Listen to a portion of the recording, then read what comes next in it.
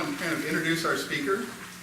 I've known Dr. Goldman for a number of years, both as a professional colleague and also as a friend. He has quite an interesting, diverse background. He's not only a physician, psychiatrist, but also an attorney at law. He received his Juris Doctor from Washington University School of Law in 1976, his Doctor of Osteopathy from Kirksville College of Osteopathic Medicine in 1992. He is a fellow in the American College of Legal Medicine, diplomat of the American Board of Forensic Medicine, diplomat of the American Board of Forensic Examiners, member of the American Psychiatric Association, Illinois Osteopathic Medical Society, Missouri Osteopathic Association of Physicians and Surgeons, and American Osteopathic Association. Dr. Goldman has been the medical director of the Mark Twain Behavioral Center in Hannibal, Missouri since 2008, and is the medical director of the Goldman Group since 2000. His clinical practice includes dealing with children, adolescents, general adult and forensic.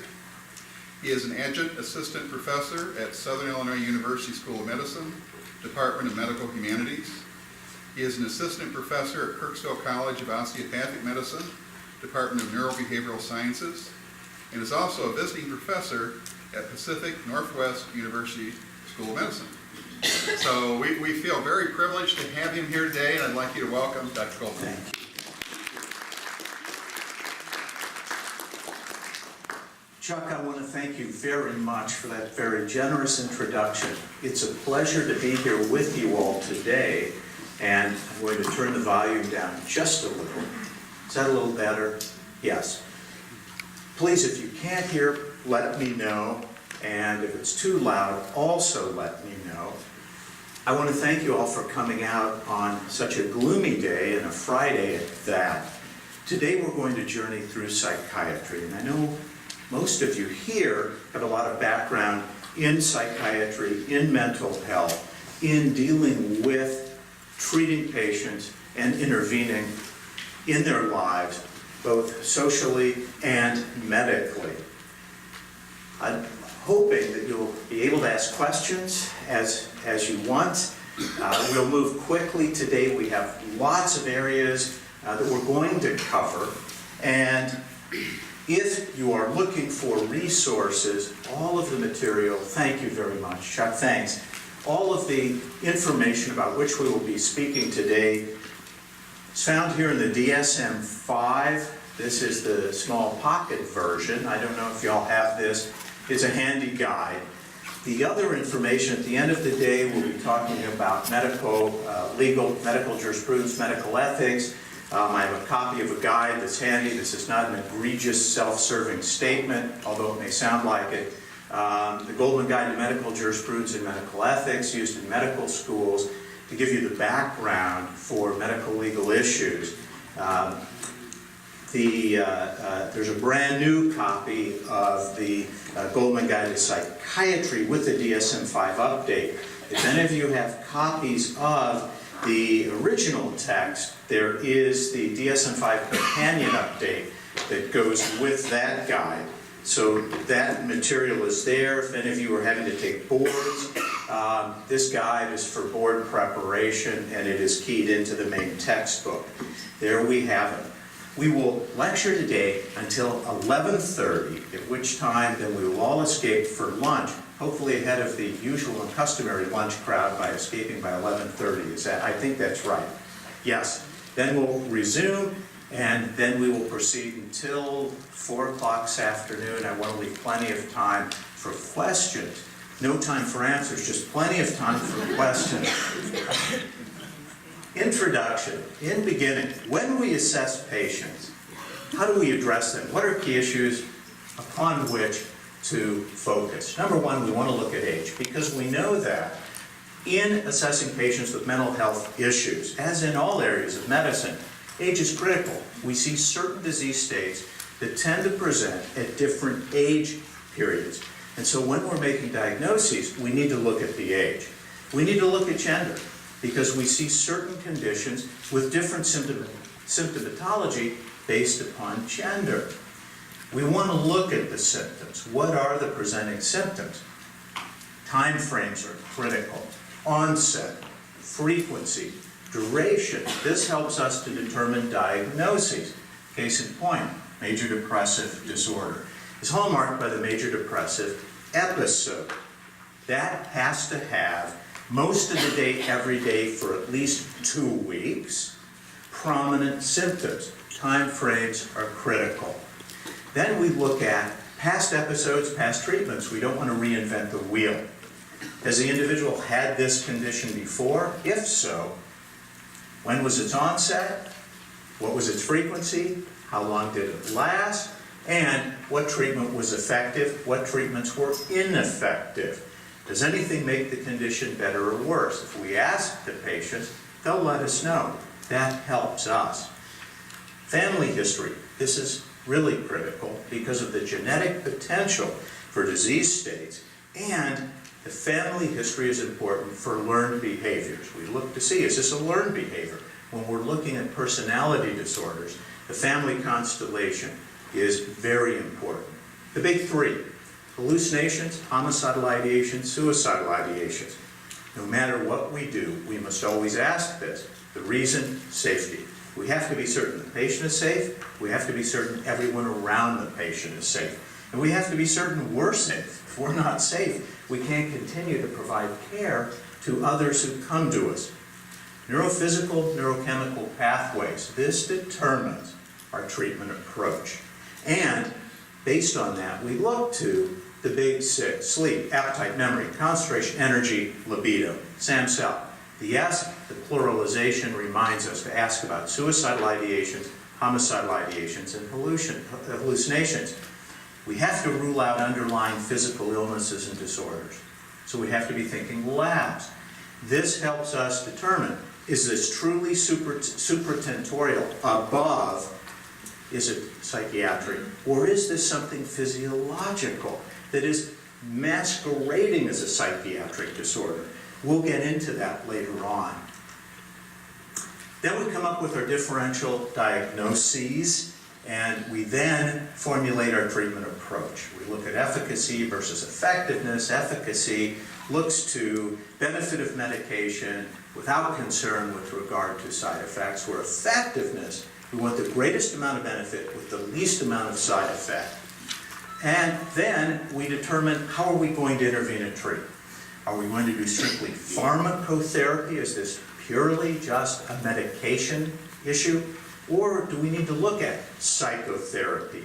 Yes, psychotherapy is critical. Typically, the best approach is a combination approach. Medication plus psychotherapy, intervention, family therapy, and then, of course, the social interventions, which are critical. A medication may modify within the individual their sense of emotional response and thought. It won't change their environment. It won't change their families. So we need to understand that the medication is our psychiatric aspirin. It's calming the acute psychiatric fever, so then we can intervene and the patient is amenable to psychotherapy, family therapy, and other social interventions. Samsels, sleep, appetite, memory, concentration, energy, libido, and then asking about suicidal ideation. These are the 6 neurovegetative functioning inventory indices. When we look at these help us to get a quick snapshot of our patients and what's going on in their lives. We'll look at that in greater detail soon. Labs. Labs are very important. We need to get a CBC, a complete blood count. We need to know if the patient is having an infectious disease process that is disrupting mood, behavior, thought process, especially in children. They can't always explain what's going on. We need to rule out underlying disturbances. Thyroid stimulating hormone. So many individuals have disturbance in thyroid function, and it may be misperceived as depression. It may be misperceived as anxiety. Complete metabolic profile, vitamin B12, folate, these are also critical labs that may cause signs and symptoms that are misconstrued as a psychiatric illness when in fact it's not. LFTs, liver function studies, serum ammonia. Patients on medication may present with confusion distorted thought processes, when in fact they may be suffering from hyperammonemia. It may be caused by their medication. They may have an acute hepatic encephalopathy, an inflammation in the liver that causes disturbance in thought processes. Electrocardiogram, ECG or EKG, we need to check cardiac function. Some individuals will present complaining of anxiety disorder when in fact it may be an underlying cardiac disorder. We look at STIs, sexually transmitted illnesses. These are still the great masqueraders. Syphilis and HIV still present with psychiatric components. Urine drug screen. Patients who present totally disrupted from their usual and customary presentation. We must rule out an underlying use of an illicit substance or overuse of their own prescribed medication. Vitamin D. We see so much vitamin D deficiency today, and it has concurrent or comorbid psychiatric presentations. 5-axis diagnostic approach. The DSM-5 has abrogated this. It's gone in the DSM-5. And yet, those of us who have been practicing for the past 10 years, you know how important the 5-axis system is for getting a 3-dimensional perspective on our patients. We know that axis 1 is their acute state of presentation, their mood disorder, their anxiety disorder, their thought disorder, in children and adolescents, their attention deficit hyperactivity disorder, their oppositional defiant disorder, their conduct disorder. We know how important it is to see that. And then we know that that can be compounded by axis 2, personality disorders. Again, those take 18 years to evolve. The axis 1 disorders present with an acute and an immediate onset of presentation, and they can be chronic and long-term, as we all well know.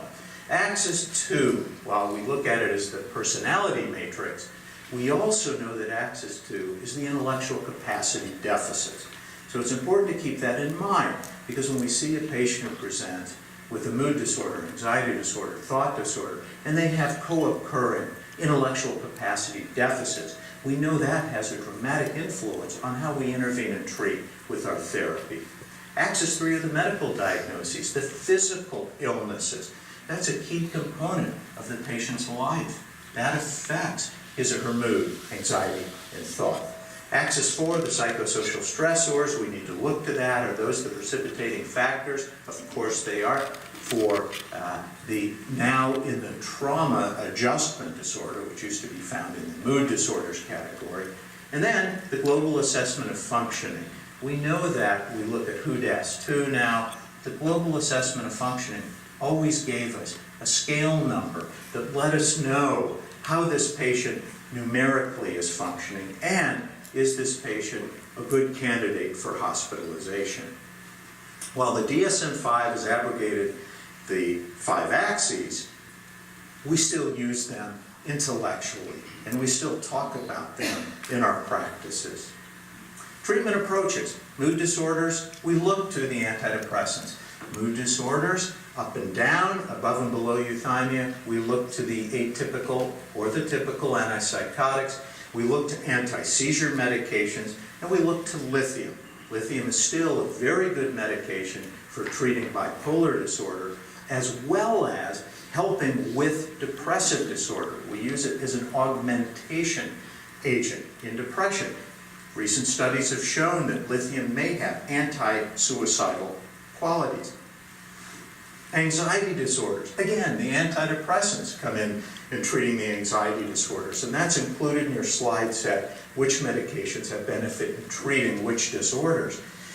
The benzodiazepines, BZDs. While med students today are taught, please avoid the benzodiazepines, and while we talk about avoiding them as much as possible, those of us who are in the active practice in the trenches realize that the benzodiazepines still have a real place in the treatment for patients with judicious prescription and monitoring. We have to be cautious with them because of their potential risks for tolerance, dependence, and because of withdrawal, we see these individuals who now fall into use, abuse, addiction with these medications. We have to be cautious with them. We still use them.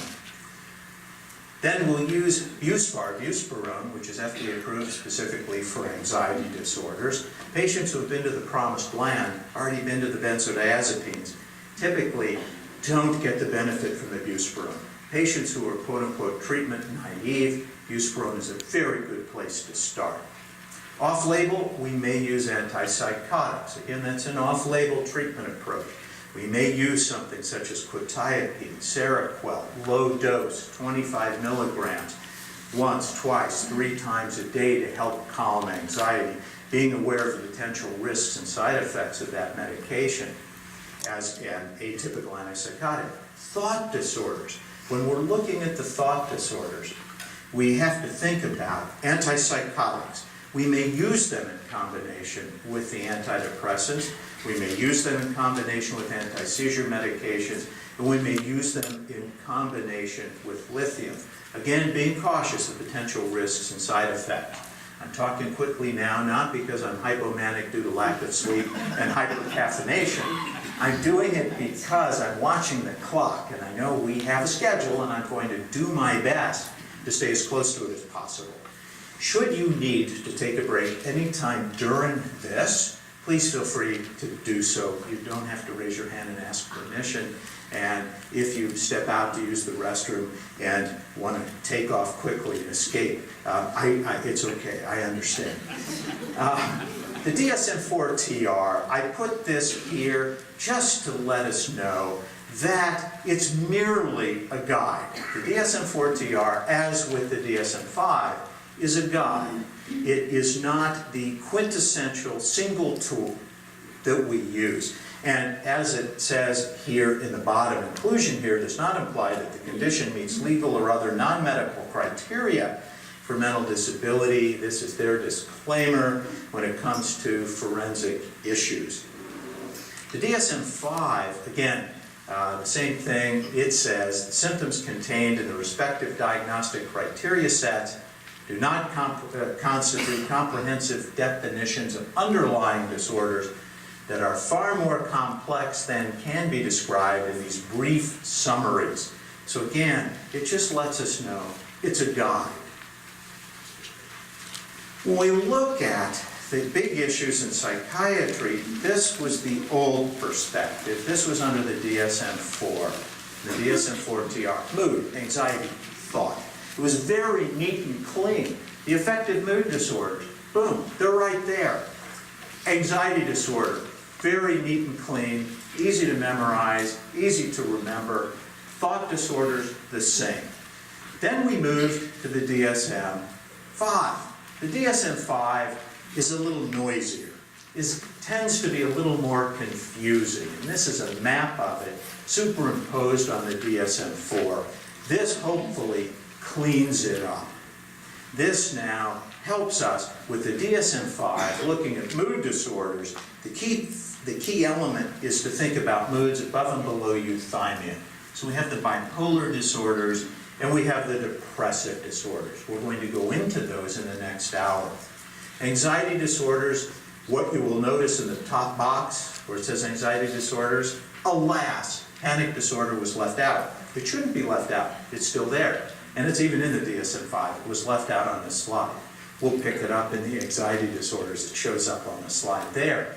Obsessive compulsive and related disorders, you will notice that has been expanded now so that it includes body dysmorphic, skin picking, scoriation, hoarding, obsessive compulsive disorder, and trichotillomania. Those are now all their own standing categories under their overarching umbrella of obsessive compulsive and related disorders.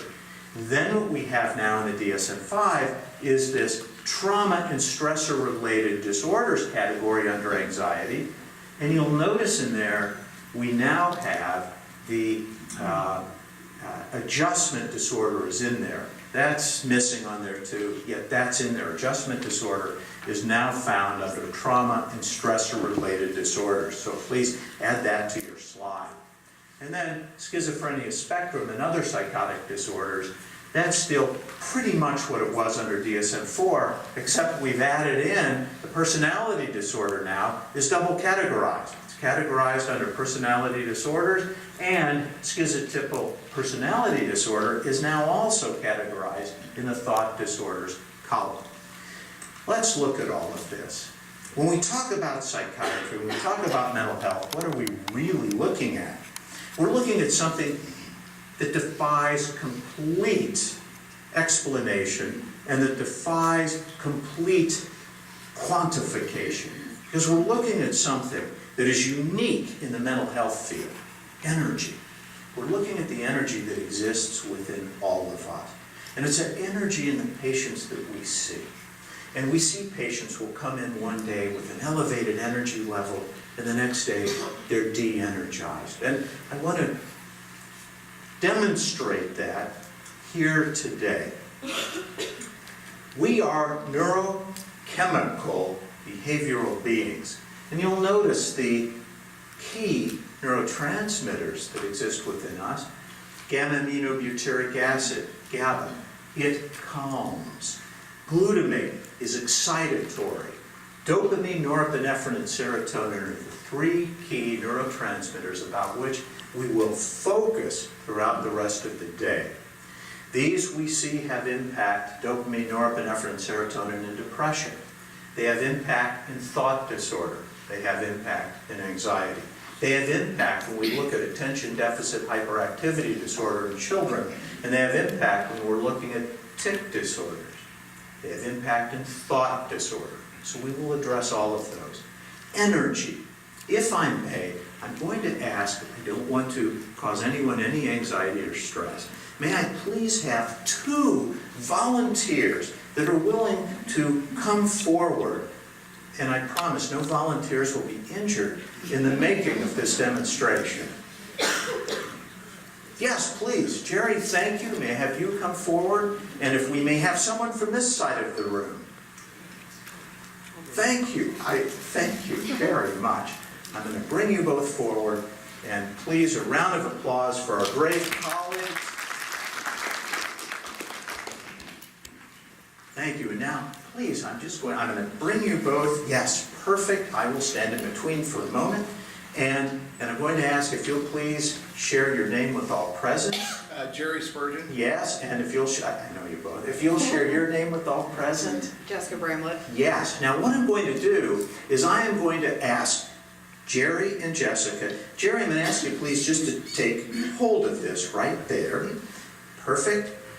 Jess, I'm going to ask you to take hold right here. You'll notice nothing is happening at this point in time. Yet, now I'm going to have you each raise your hands, your other hands up, fingertips, yes, and then I have you touch your 2 fingertips together, and you will notice when that happens, the energy flows between our 2 volunteers. Now, what we will do is this. I'll have you remove your fingertips. I'm going to touch Jess's fingertip. I will touch Jerry's fingertip. You see, the energy flows. This is the energy that exists within all of us. Now, all we have to do is disengage. And the energy stops. Thank you. Please, a round of applause for both of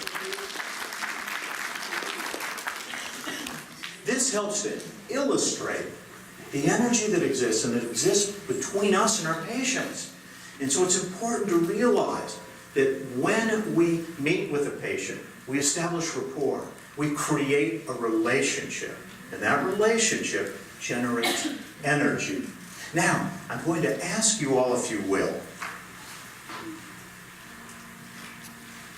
water. Water is critical in life. You see, what we do know about water is that in health, we have structured water. When there is disease, we have unstructured water. The outer orbit is missing an electron. Water is the key not just to life, it's the key to health. And so I want to demonstrate something utilizing the energy that you all bring to today's program. A block of wood, a 1 by 1 by 6 piece of wood that once was alive. It was a tree, living, giving us oxygen, filtering the carbon dioxide that we exhale, part of the life cycle. And you'll notice now, what is this block of wood lacking? It's missing energy, because it's missing water. And so it is dried up and is now inert. It is no longer living. And I'm going to ask your help with this, because we're going to engage in an experiment.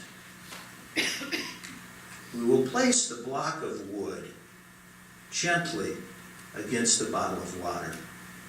And then I'm going to ask you all to focus, if you will, your energy onto the bottle of water. That energy will excite the molecules of water, hopefully bringing, if nothing else, at least a brief moment of life back to that block of wood. And hopefully through this experiment, we will be able to energize that block of wood, if just for a moment, to cause it to move, even if ever so slightly. Yes, great. Please give yourselves a round of applause.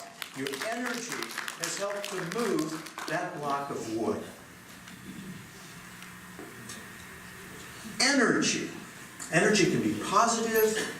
Energy can be negative. And what we're seeing more and more today is we are all seeing individuals who have been subjected to negative energy. What kind of negative energy? Traumatic brain injury. We see individuals who have been struck. We see individuals who have been subjected to the negative energy of concussive force. You see, individuals coming back from combat have been subjected to mortar fire, bomb fire, all kinds of explosions, never having been touched. Yet that negative energy has gone through them and has damaged axons within the brain itself, adversely impacting thought process and mood. Negative energy. And we're going to look at that now. A quick visual demonstration of the impact and the power of negative energy. A light bulb. We set the light bulb inside the plastic, and the reason I put it inside the plastic is because I want to protect you from the potential of the negative energy. Can you all see this? Can you all see the light bulb? Should I move it more to the center, perhaps?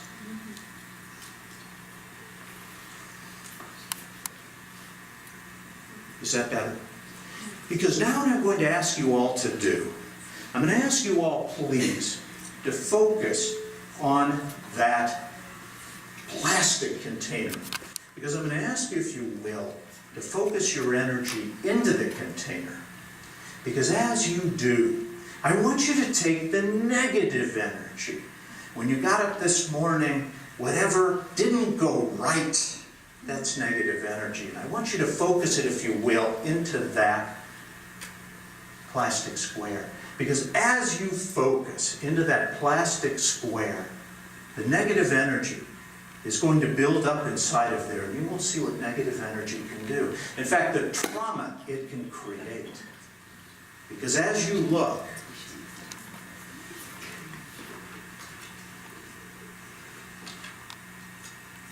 you all were able to destroy a light bulb. That's the power of negative energy. Now,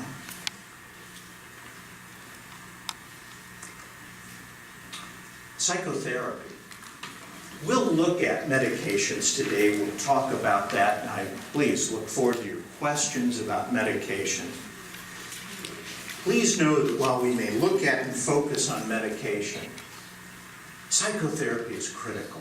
How we intervene to treat patients by addressing the issues in their lives makes a dramatic difference. And psychotherapy is surgery. It's surgery of the mind. It is hopefully bloodless. It is not without pain.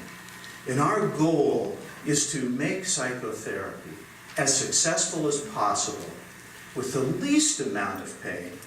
And we're going to perform a demonstration now. And I'm going to ask for a volunteer, if I may. One volunteer, and I promise that, again, There will be no trauma to the volunteer. I'm hoping I will avoid trauma. Please, if anyone feels comfortable enough to come forward, I won't ask you to do very much, I promise. Thanks, Casey. Thank you very much. And please, if you'll share with everyone your name. I'm Casey Shepard, Doc's nurse. Yes, yes. You will notice here that what we have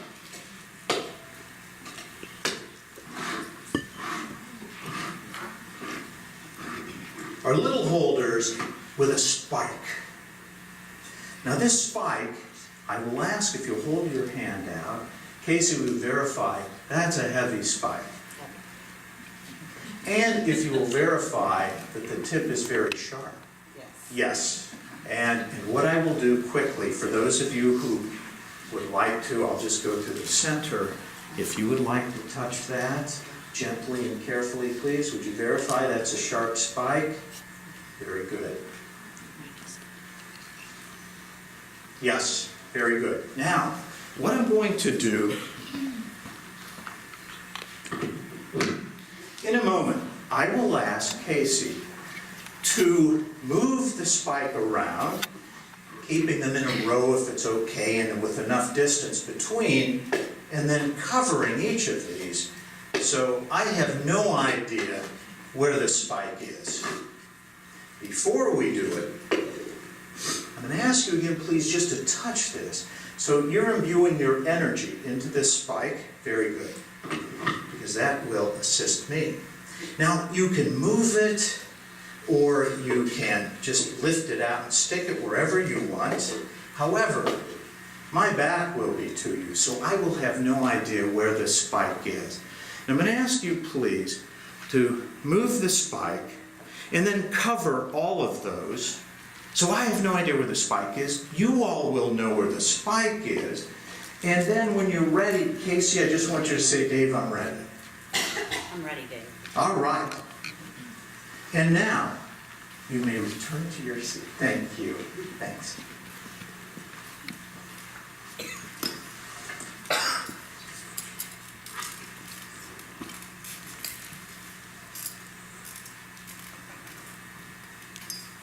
Psychotherapy.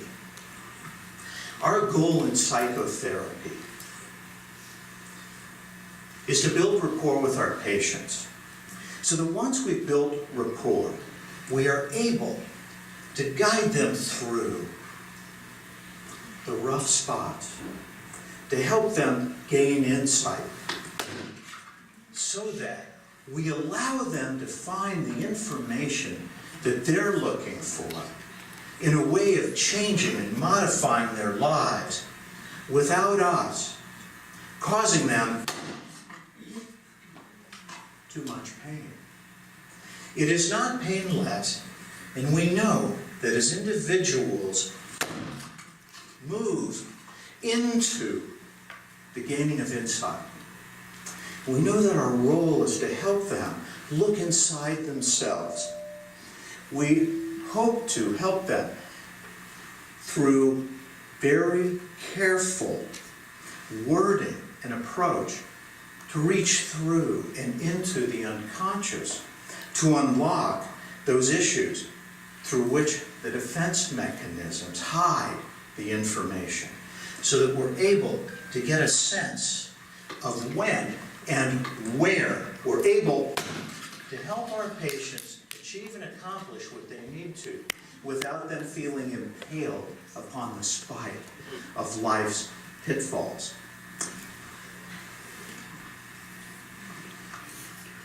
Included within this concept of psychotherapy, we do look at dreams.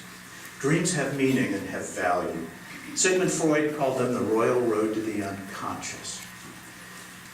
Dreams come in three different types: latent, patent, and meaningless. What are those? Meaningless dreams are just the natural release of neurochemistry or neuroelectricity, similar to the fasciculation of a muscle. We've all had an eyelid that's fluttered for a moment. We've all felt a muscle flutter just a little bit. And that is not meaningful motor function. Meaningful motor function is when I consciously, volitionally reach over and pick up this cup of water and then take a sip. Swallowing. And then motor function that is automatic takes over from there. Dreams that have meaning, that the meaning is clear to us, is patent, is a dream. We're leaving here this afternoon. When you step out to your car and step into the street, another car comes flying by and almost strikes you as you step off the curb. That puts traumatic energy inside. So that when you go home tonight, you fall asleep, and you dream about stepping from the curb and almost being struck by an automobile, that is releasing that traumatic energy that was in place when you stepped off the curb this afternoon and released it in your sleep because it was a painful experience, and the unconscious mind has to release it. Latent dreams are dreams that are dealing with unconscious intrapsychic conflicts that are so painful that the mind says, you want the truth, you can't handle the truth. It's too painful for you. And therefore, I'm going to jumble up this information, give it back to you, to release some of the negative energy without you being traumatized. So day is night, night is day, man is woman, woman is man, up is down, down is up. It's like a Fellini movie. And these are our three types of dreams.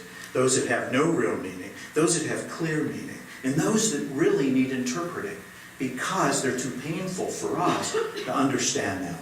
A quick visual demonstration of the power of dreams, and then we'll take a quick break before our second hour. I'm going to ask if there's any amongst us here today who has a comfort level with playing cards and would be comfortable, knows one card from another. In fact, if it's all right, may I ask, do you know playing cards, if you ever played cards, so you know one card from another? It doesn't mean it's the product of a misspent youth. No.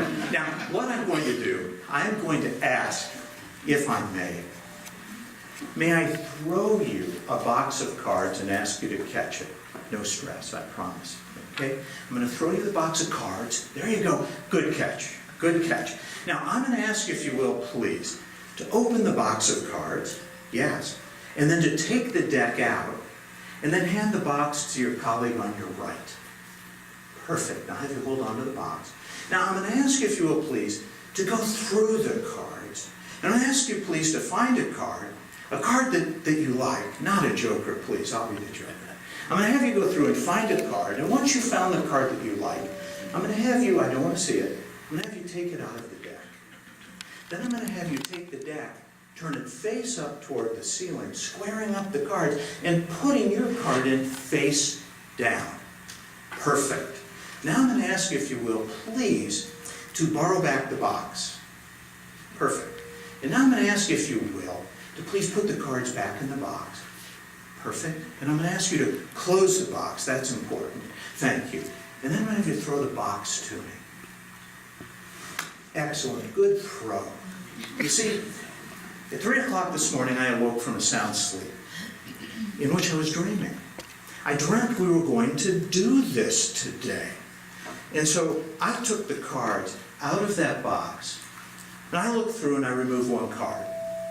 And I took the deck and I turned it face up and put that one card in face down. And then squared up the deck, put it back in the box, closed the box, and it has been so closed since 3:01 this morning. Now, this is a patent dream, because this is what I dreamed was going to happen. Now, I'm going to ask, please, for you to share out loud with all present the actual card you were thinking of, and that was the Queen of Hearts. The Queen of Hearts. And there's only one Queen of Hearts in a deck of cards. Please watch closely as I open the box. My fingers never leave my hands. Nothing up my sleeves other than my arms. Queen of Queen of Hearts. We're going to go through and we're going to look for one and only one face-down card. And as we go through, we're looking for one and only one face-down card. And would you all agree there is one and only one face-down card in this deck? Yes. Yes. And now I'm going to ask, your card was the Queen of Hearts. We're going to set the one face-down card down, and there it is.